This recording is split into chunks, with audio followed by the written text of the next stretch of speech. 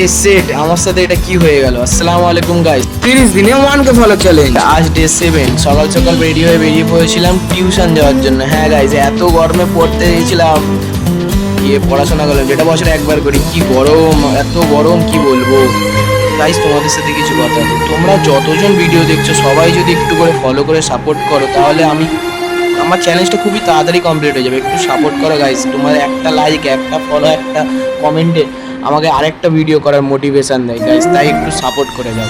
তারপর চলে আসি বাড়িতে এসে চলে আসি একটা সিম পোর্ট করতে। হ্যাঁ বা গাইস, অনেক কটা বাড়িতে ফোনে গেছে, একটা সিম পোর্ট করতেই হবে জিওতে, তাই পোর্ট করলাম।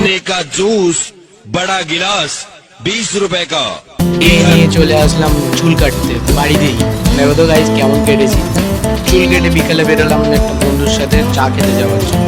ওকে নিয়ে চলে গেলাম চা খেতে। তারপর এখানে জামবেড়িয়া বলে এসে একটু ফটোশ্যুট করলাম। আজকের মিনি ব্লগে এতটাই। এরকমভাবে সাপোর্ট করো। টাটা, বাই বাই, আল্লাহ হাফেজ।